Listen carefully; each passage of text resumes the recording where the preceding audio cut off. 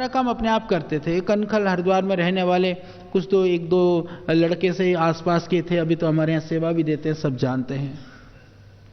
करीबन 2000 के आसपास एक भोजन बनाने वाली माता आई 99 में, कनखल से आती थी एक माता। सारे काम हम करते थे उससे पहले, सुन लो सारे। 95 में ट्रस्ट बना था, परंतु उसके बाद रोटी पकाने का काम भी अपने आप किया हमने,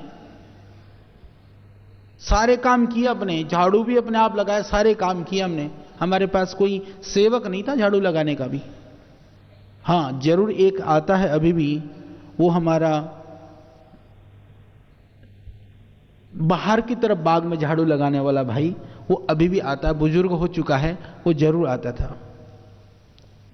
वहां से प्रारंभ किया। हमने ये नहीं सोचा कि हम बड़े बड़े महात्मा, बड़े बड़े मंडलेश्वर, बड़े बड़े आश्रम हरिद्वार में पहले से थे। हम चाहते, श्रीदेव स्वामी जी चाहते तो किसी बड़े आश्रम का उत्तराधिकारी बन करके गद्दी और महंताई भी ले सकते थे, खाने को माल मिलता और लोग महाराज कहते और साष्टांग दंडवत अलग से बोनस में। हमने उसको नहीं चुना। लगभग 2000 के आसपास में सन के एक वो मिश्रा, वो वहीं गंगोत्री में जब हम जाते थे तो उधर भोजन पकाया करता था ढाबे डूबे में, वो मिला, वो आकर के भोजन शुरू करी। 2001 के लगभग में पहला सेवक हमने बड़ा ढूंढा। एक लड़के ने कुछ दिन काम किया था, क्योंकि मुझे टेलीफोन भी सुनना पड़ता था।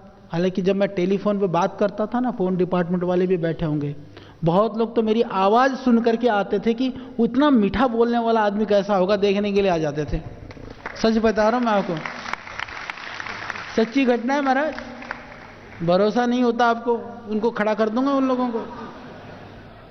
दूसरी कहानी ये बड़ी मजेदार होती थी।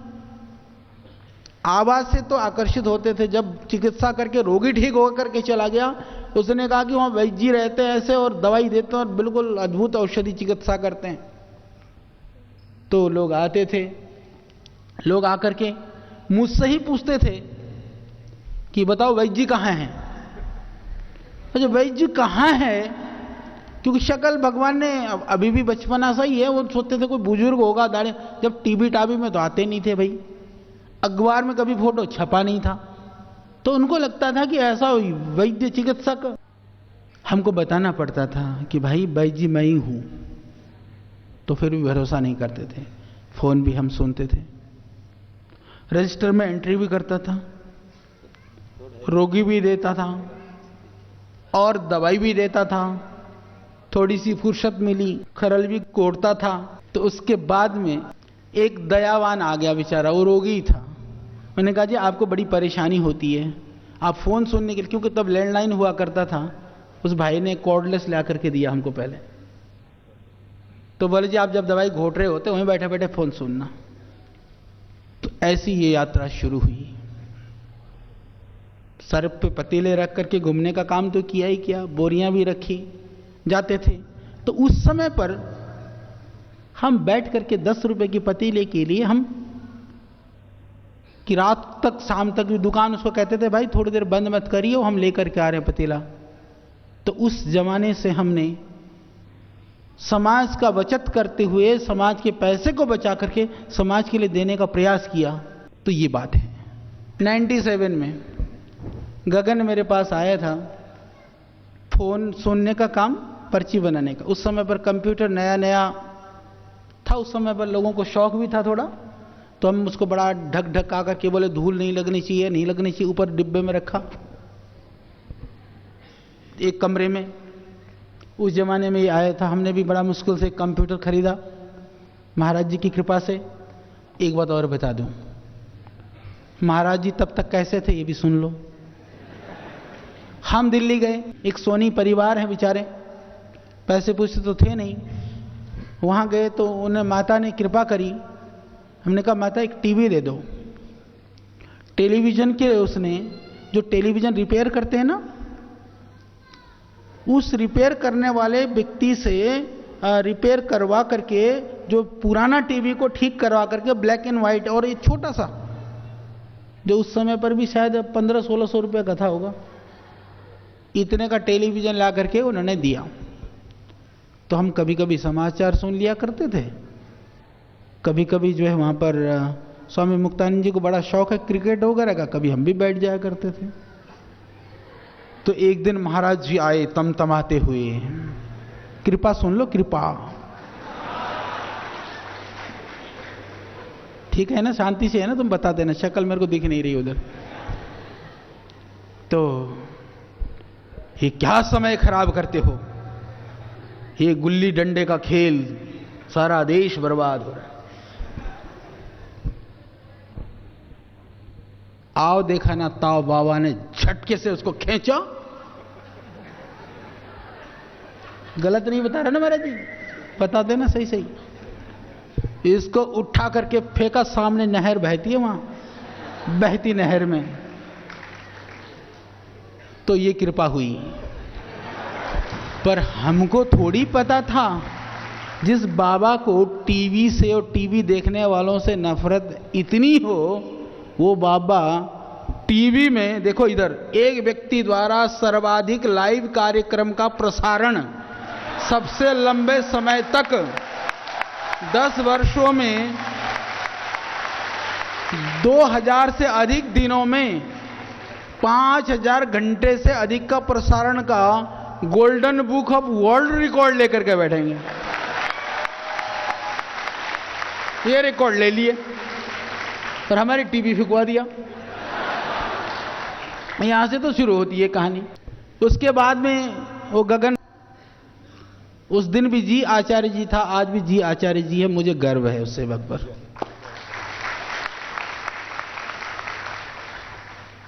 लोग कितने नोचते होंगे, इसके बाल गंजा हो गया या मेरे पास रह करके, इतना झेलता है। उसके बाद एक दो लोग और जुड़े, हमें ज्यादा लोगों की जरूरत भी नहीं थी उस समय पर।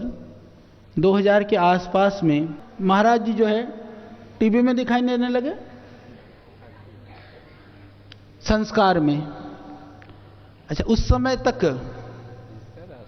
संस्कार पर, उस समय तक बाबा और बालकृष्ण 60 था, बाबा 40 या 50-50 थे उससे पहले तक।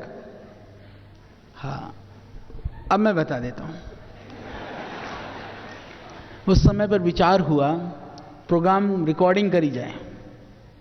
महाराज जी को बड़ा बढ़िया भजन पहले से गाना आता था, मुझे तो आया नहीं, तो महाराज जी भजन गा करके लोगों को इकट्ठा कर लेते थे। मेरे को इकट्ठा करने के लिए थोड़ा टाइम लगता था, तो हमने सोचा महाराज जी आप योगी सिखा लो,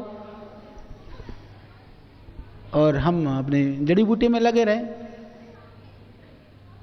उसके बाद में महाराज जी ने कहा ऐसा कर, मैं बोलूंगा लाभ, क्रियाएं तू करेगा सारी। उस समय का रिकॉर्डिंग देखना, सारी धोती नेति, सूत्र नेति, जल नेति, सारे काम वो सारे के सारे मैंने किए। महाराज जी ने बाकी किए जो बच गए। अच्छा, शुरू हो गया तो लोगों ने जो है, जब प्रोग्राम शुरू होगा तो लोगों ने सोचा कि कोई किताब होगी, कोई सीडी होगी, मांगना शुरू किया। फिर हमने उसी की सीडी बना करके फटाफट कुछ सीडियां तैयार करी। करने के बाद में हमने कहा कि ये लोगों को भेज देते हैं।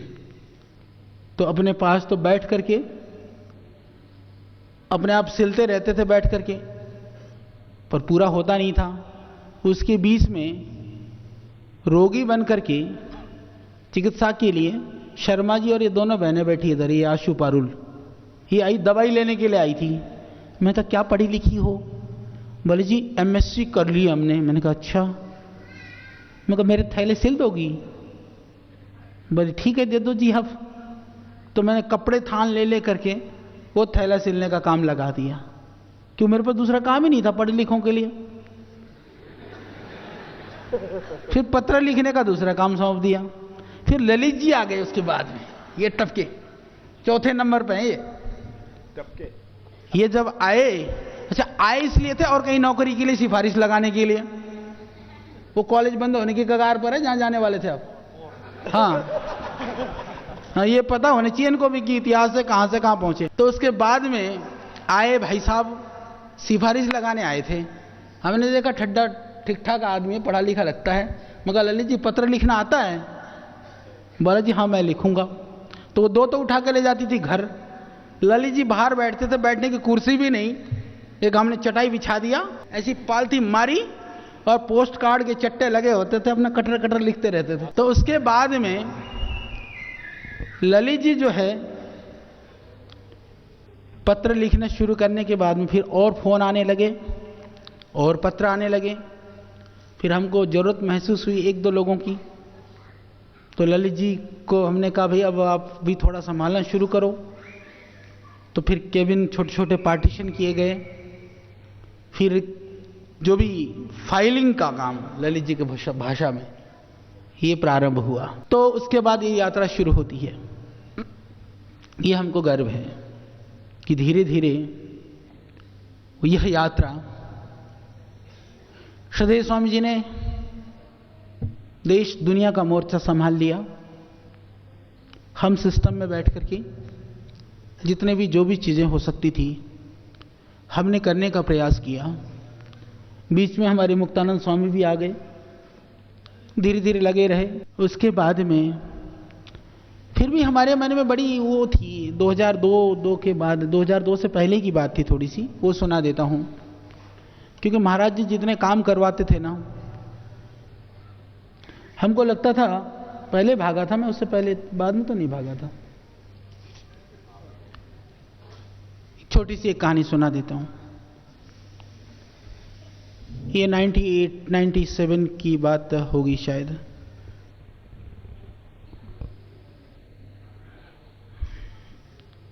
एक दिन बैठा हुआ था, मुझे लगा कि कहीं हम अपने लक्ष्य से इधर उधर भटक तो नहीं रहे।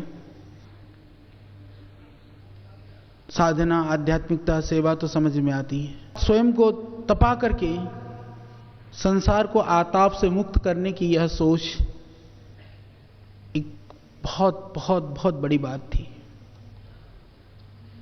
परंतु मुझे लगा कि मुझे तो हिमालय में जाना था, हिमालय के लिए निकले थे, मैं क्यों वापस आ गया? मुझे हिमालय में जाना है। ये बात शायद मैंने कभी आज तक नहीं कही। बहुत सारी घटनाएं बहुत सारी सुना चुका हूं, ये नहीं सुनाई। मैं निकल गया। शाम को नहीं, हम लोग बैठे हुए थे, शाम को कुछ खा पी करके, सर्दी का सा मौसम था, रात के 9-10 बज रहे होंगे।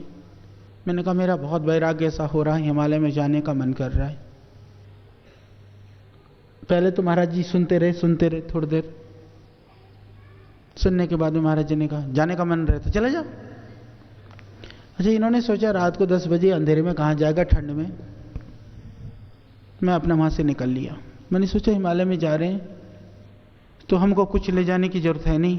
प्लानिंग की, मैंने कहा गंगा जी के किनारे किनारे निकल करके मैं गंगोत्री की तरफ निकल जाऊंगा। कपड़े के जूते पहनता था वो पहन लिए, एक कपड़ा नीचे और एक शॉल ऊपर ओढ़ा। मैंने कहा कुछ भी पैसा भी नहीं ले जाऊंगा, कुछ भी नहीं ले जाऊंगा। रात को निकल लिया। फिर हरिद्वार से जब निकल करके, हरिद्वार के कुछ लोग हैं हमारे प्रोफेसर्स लोग बैठे हैं इधर उधर कॉलेज में रहे हैं। ठोकर नंबर 10 नंबर ठोकर पता है? वो है जो बाबाओं की अंतिम यात्रा जहां होती है, जहां ले जाकर के जल समाधि दी जाती है। हमारे आर्य जी रह गए यात्रा सुनाते सुनाते। आर्य जी की भी मैं एक बात बताना चाहता हूँ। वो माँ नहीं है पर वो मेरे को बहुत प्यार करती थी। आज मैं ठाकुर जी को भी याद कर रहा था, डॉक्टर जवाहर ठाकुर जी को। वो माता भी गई। बहुत सारी माता अभी हैं जो हमको प्यार करती हैं, उनकी तो भगवान करे शतायु हो जाने के बाद बात करूंगा। अब तो जा चुकी हैं, उसके लिए मैं बात कर रहा हूँ। इतना प्रेम करती थी वो। जब मैं इनके घर पहली बार गया, मुझे याद है, इनका वैसे ही बेटी है, एक पुत्री है, उनकी शादी हो रखी है, कोई बेटा वगैरह नहीं था, कोई भी नहीं था। ये आर्य जी को भी शायद पता है कि नहीं है। मैं आज इनकी भी एक रहस्य की बात बताता हूँ। मेरा हिंडौन सिटी में भाषण था, घर घर में सत्संग होता था, इनके घर में सत्संग होना था। 92 की बात कर रहा हूँ। तो 92 में जब मेरे को थकान हो रही थी, इन्होंने एक कमरा खोल दिया अपना, बोले जी आप लेट जाओ। मैं लेट गया, मेरी आंखें खुली थी, मतलब कि मैं जगा हुआ था, आंखें बंद थी, लेटा हुआ था। दिन की बात है, दिन में कोई 2-3 बजे थोड़ा सा लेट गया था। मुझे याद नहीं उस वहाँ पर आर्य जी थे कि नहीं थे, माता थी और कुछ माताएं और थी। देखो कैसे हैं आचार्य जी, मेरे को ना अपने बेटे जैसे लगते हैं। उस माता ने दूसरी माता से कहा, मैंने लेटे लेटे सुन लिया। वो दिन था, मैंने उस माता को कभी नहीं कहा, जब तक जीवित रही तब भी नहीं कहा कि तुमने ऐसा कहा था। पर वो इतनी जुड़ी कि जब पत्र लिखती थी वो, कि बोले बेटा मुझको अपने से दूर मत करना, कभी मैं सांसारिकी हूं, तुम आध्यात्मिकता में रहते हो, पर जिस तरह से नाखून बढ़ने पर नाखून को काट दिया जाता है, उस माता के शब्द, वो पत्र आज भी आर्य जी माता का लिखा हुआ, तो नाखून बढ़ने पर नाखून को काट दिया जाता है, परंतु फिर भी त्वचा और नाखून कभी अलग नहीं होते हैं। कि मैं सांसारिकता की कोई बातों से तुमको लगे तो मुझको उस चीज से हटा लेना, पर हमसे दूर ना होना। वो माता इतना प्यार करती थी। जब जेल में रह करके आ लिया, आने के बाद में मुझे पता है बहुत सारी माताएं, बहुत सारी बहनें यहाँ भी थे, आप लोग भी थे। एक की तो मुझे याद है, बड़ा सा आदमी था देश का, वो हमसे जुड़ा हुआ भी नहीं था हालांकि। आचार्य जी, मेरी पत्नी जो है वो आपको जेल की बात सुन करके बहुत रोई, बहुत रोई। ऐसा कह रहा, बोलता बोलता तड़ तड़ तड़ तड़ उसकी धाराएं बहती जा रही आंखों में से। मैंने कहा भाई पत्नी तो जब जेल में थी तब रोई। मैंने कहा तू अब क्यों रो रहा है, मैं तुम्हें बाहर बैठा हूं। इतना लोगों ने प्यार दिया। ऐसे लाखों लाखों लोग हैं। वो भावनाओं को हम 2-4 लोगों से जो हमारे आसपास हैं उनके द्वारा उनकी बातों को सुना करके महसूस कर सकते हैं, तो उनमें से माता थी। तो रात को निकल लिया ठोकर नंबर 10 के लिए। मैंने कहा जब वैराग्य हो गया, जब छोड़ देना है, आश्रम भी नहीं चाहिए, घर भी नहीं चाहिए, तो हम कहाँ जाएं। तो मैंने सोचा सबसे प्यारी जगह, भाई अंतिम ठिकाना तो वही है। वहां जाकर के किनारे पर जाकर के बैठ गया मैं। जब बैठा तो उसके बाद में मैं जाकर के अपनी सफेद चादर ओढ़ करके एक किनारे पर बैठ गया। चांदनी रात थी, धीरे धीरे उसे अंधेरा सा था। तो मैंने देखा कि दूर एक सफेद सी चद्दर तनी हुई है, कोई पड़ा हुआ है। मेरे को लगा कि किसी ने जो है ना जल समाधि की जगह पर वहीं जो है घाट समाधि ना दी हो किसी की, घाट पे पड़ा हुआ था वो। अच्छा, मैं बैठा तो मैं उसको देख करके थोड़ा थोड़ा डर रहा था और वो भी मुझको देख करके डर रहा था। उसको लगा कहते भूत भात आ गया और रात को। अच्छा, बोले वो हिल तो रहा, वो मैं देख रहा हूं कि ये पूरा खत्म नहीं है, जिंदा है। वो हिल रहा, मैं भी देख रहा हूं, और बिल्कुल पास पास में ही 10-1 फीट की दूरी होगी। अच्छा, बोलने की शुरुआत कौन करे? तो मैं तो शांति से बैठा रहा। मैंने कहा जो भी हो भगवान, कोई बात नहीं। सब होने के बाद में उसने कितने बज रहे हैं ऐसा बोला। मेरे को उतनी आवाज से समझ में आ गया, पी करके पड़ गया था, उतर गया तो अब समझ में आ रही है उसको कहानी। वो पेवड़े कहीं भी जाके पड़ जाते हैं ना। तो मैंने कहा मेरे पास घड़ी गुड़ी नहीं है। खैर वहां से उतर करके फिर जंगल के रास्ते से, अभी जहां पर चंडी देवी का जो रोपवे है, चंडी देवी जो गए होंगे उनको पता है, वहाँ पहले से एक आश्रम होता था, अभी भी है किनारे पर। नौर वाले जो पुल है उस पर रोका पुलिस वालों ने। कहा जी आप कहाँ जा रहे हो इतनी रात को? तो मेरे को वहाँ पर सिद्ध कुटीर का पता था, मैं वहाँ जाता रहता था, वो आगे जंगल में जा करके। मैंने कहा मैं इधर ही सिद्ध कुटीर की तरफ जा रहा हूँ। रास्ते में बोले बहुत हाथी होती आते हैं, पर हम आपको जाने दे रहे हैं। हम गए, उन्होंने जाने दिया, पर निकलते निकलते लगभग 2 बज रहे होंगे, 1:30, मुझे याद नहीं। भरी रात में इतनी वहाँ पर नींद आई कि छत पे बैठे बैठे थोड़ी देर, क्योंकि मेरे को था कि सड़क के किनारे पे कहीं बैठ गया तो हाथी उती लुढ़क ना दे, तो थोड़ी ओट लेकर के बैठ गया। फिर वहाँ से निकलते निकलते पहुँचा, उधर गुज्जरों के डेरे हैं जो भैंस आदि पालते हैं। उन लोगों ने कहा कि ब्रह्मचारी जी अभी पूरे हाथी के झुंड गया हुआ है, आप उधर मत जाओ। फिर वहाँ से फिर हम फिर भी उधर से निकल करके सिद्ध स्रोत पहुँचा तो सुबह के 4-4:30 बज रहे थे। जो जंगल में आगे जा कर के अभी जहाँ पर महाराज जी ने उसकी शूटिंग करी है, दंतकांति उस जगह की बात है वो। तो वहाँ पहुँचने के बाद महात्मा ने कहा कि आप वो, क्योंकि पहले से थोड़ा जानते थे वो मुझे, बोले रात को तो आप थे नहीं, आप कहाँ से आए? मैंने कहा महाराज जी रात भर हरिद्वार से चल करके पैदल पहुँचा हूँ। उस महात्मा ने विश्वास नहीं किया। फिर उनके कुछ शिष्य थे, हमने कहा हम अभी जंगल को जाएंगे और हम इस तरह से हमारी योजना है, तो उन्होंने बड़े आदाब मतलब अदाब के साथ में उन्होंने हमको विदा कर दिया। मैं पैदल पैदल निकल गया। मैंने कहा मैं निकल जाऊंगा। तो धीरे धीरे पहाड़ पर चढ़ता रहा। मैंने सोचा लौट के नहीं आऊंगा। दोपहर को भूख लगी, थोड़े से मैंने प्रैक्टिस कर रखा था, महाराज जी को भी नहीं बताया। कुछ प्रैक्टिसेस जो है ना अपने पास रखने की होती है। मैंने पत्ते खाने की आदत डाल रखी थी अपने आप को कि कौन कौन से पत्ते खा सकता हूँ, किस किस पत्ते से थोड़ी सी अपनी कैलोरी मिल सकती है। तो दोपहर को थोड़ा प्रैक्टिकल किया आचार्य जी, पत्ते खाए 2-4 तोड़ करके। यदि वो प्रैक्टिस वो हमारे केदारनाथ आपदा वाले यदि वो कर रहे होते तो उसमें से शायद बहुत सारे प्राण बच सकते थे। दुर्भाग्य से वो जहरीले पत्ते खा करके भी कईयों की डेथ हुई है वो। तो बहुत तरह के पेड़ पौधे होते हैं, तो आयुर्वेद जानने का भी लाभ मिल गया। पत्ते खाते खाते हम चढ़ते रहे पहाड़ी पर। हमको लगा हम रास्ता भटक गए, गहन जंगल में पता नहीं 15-20 किलोमीटर आगे पहुंच गया।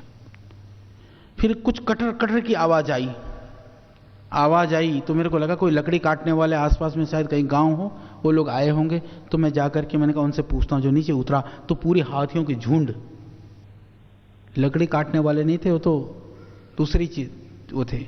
फिर किसी तरह से हिम्मत करके फिर पहाड़ी पर चढ़ा। चढ़ने के बाद फिर उतरा, उतरने के बाद फिर दूसरा उतरा तो वहां भी पूरे हाथियों के झुंड। यानी मैंने कम से कम 4-5 प्रयास किए होंगे कि मेरे को आगे बढ़ना है, वो हाथियों ने जाने नहीं दिया। फिर मुझको फिर तब थोड़ा लगा, फिर मैं थोड़ी देर बैठा। मैंने कहा ये हाथी क्या कहना चाहते हैं। मुझे लगा कि बाबा ने भेज तो दिया हमको, मैंने कहा अब बेचैन घूम रहे होंगे हरिद्वार में। तो फिर भी मेरा मन कहे नहीं बालकृष्ण ये तेरा भ्रम है, क्योंकि तू भागना चाहता वापस, इसीलिए तू रास्ता तलाश रहा है। नहीं माना, मैंने कहा नहीं निकलूंगा। फिर हिम्मत करके बढ़ा, थका मादा, पानी भी नहीं हुआ। मैंने कहा कोई बात नहीं। तो फिर हाथी मिल गए मुझको, अंधेरा भी हो गया। मैं कहा नहीं एक बार ट्राई करनी चाहिए कि शायद महाराज जी हमको याद कर रहे हों। तो ट्राई मारने के लिए मैंने सोचा क्या उपाय है। अच्छा मेरे पास तो कोई उपाय नहीं, ना कुछ फोन ना कोई साधन ना। मैंने कहा मैंने पहले पता कर लूं। फिर उसके बाद में वहां से पैदल चलते चलते चलते चलते मैं सड़क तक पहुंचा। वो बिजनौर वाली आगे सड़क पर पहुंचा। मेरे पास कोई पैसे नहीं, कुछ नहीं। मैंने ट्रक वाले को हाथ दिया। मैंने कहा भाई हरिद्वार जा रहा? बोले हाँ। मुझे बैठाएगा? बोले बैठा लूंगा। मैंने कहा पैसे नहीं है। बोले कोई बात नहीं बैठ जाओ। उस ट्रक वाले का भी धन्यवाद, नहीं तो 20-25 किलोमीटर जो है ना पैदल चलना पड़ता, जो भी था। वहां से हरिद्वार पहुंचा, चंडी देवी पुल पार करके उसका धन्यवाद किया। फिर मैंने सोचा मैं कनखल नहीं जाऊंगा। उधर सप्त सरोवर में एक हमारे मित्र नाथ जी वो रहते थे। मैंने कहा मैं उसके पास जाता हूँ। वहाँ पहुँचा, पैदल पैदल धीरे धीरे एकदम अंधेरे में पहुँच करके मैंने उसको बोला, मैंने ये नहीं बताया मेरी क्या योजना थी। हालांकि मैंने ये योजना बना ली थी कि मैं इससे थोड़े पैसे लेकर के ऋषिकेश तक पैसे से जाऊँगा, फिर वहाँ से पैदल जाऊँगा, पर पहले पता कर लेता हूँ। उसको मैंने कहा कि ज़रा वहाँ आश्रम में फ़ोन करो। हमारा नंबर होता था पहले 244107, मुझे याद है, लैंडलाइन। मैंने कहा ज़रा फ़ोन करो। बाद में फिर 414207 हो गया था। तो उसके बाद में उसने फ़ोन किया, बोला सब ठीक है? बोला नहीं वो बालकृष्ण चला गया है। तो चला तो गया ही था मैं। फिर दिखाई दिया ये भी, और एक हमारे मित्र और होते थे आचार्य कर्मवीर जी, दो ही थे, दोनों बेचैन थे। अब ज़्यादा कौन सा था मुझे नहीं पता। तो बोले जी बहुत परेशान है, ये है वो है। अच्छा मैंने कहा ना वो बचपन की दयालुता फिर वहाँ उमड़ाई। मैंने कहा बाबा को परेशान करने से कोई लाभ नहीं, चल मैंने कहा वापस।